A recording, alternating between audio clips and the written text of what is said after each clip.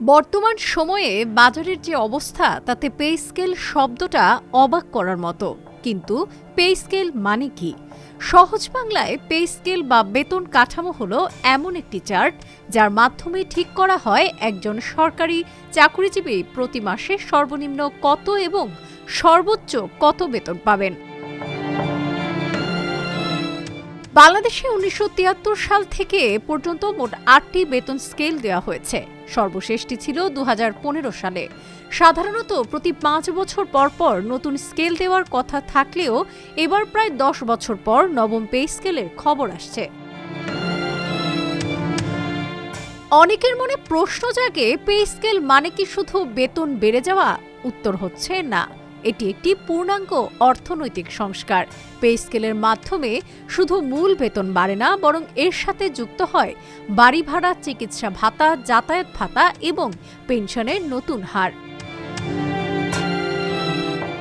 যেমন এবার প্রস্তাব করা হয়েছে সবচেয়ে নিচের গ্রেড আর ওপরের গ্রেডের বেতনের বৈষম্য কমিয়ে ১/৮ অনুপাতে করা, অর্থাৎ উচ্চপদস্থ কর্মকর্তাদের তুলনায় নিচের দিকের কর্মচারীদের বেতন বেশি শতাংশ হারে বাড়বে। এছাড়া প্রথমবারের মতো স্বাস্থ্য বীমা ও প্রতিবন্ধী সন্তান ভাতার মতো মানবিক বিষয়গুলো এখানে যুক্ত করার প্রস্তাব দেওয়া হয়েছে।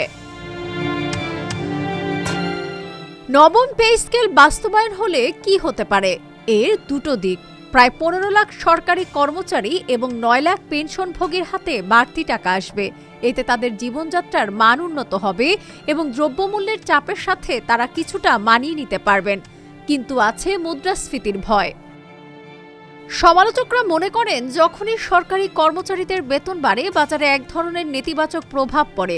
ব্যবসায়ীরা অনেক সময় জিনিসের দাম বাড়িয়ে দেন। এছাড়া এই নতুন স্কেল কার্যকর করতে বছরে সরকারের অতিরিক্ত ১,০৬,০০০ কোটি টাকা প্রয়োজন হবে, যা আমাদের অর্থনীতির ওপর বড় ধরনের চাপ তৈরি করতে পারে। কমিশন নবম পে স্কেলের প্রতিবেদন জমা দিলেও বর্তমান অন্তর্বর্তীকালীন সরকার কিছুটা ধোঁয়াশায় রয়েছে। সরকার মনে করছে, উচ্চ মূল্যস্ফীতির এই সময়ে হুট করে বিশাল বেতন বৃদ্ধি বৈষম্য তৈরি করতে পারে। তবে ২০২৬ সালের মধ্যে এটি ধাপে ধাপে কার্যকর হওয়ার একটি জোরালো সম্ভাবনা রয়েছে। ডেস্ক রিপোর্ট, আজকের পত্রিকা।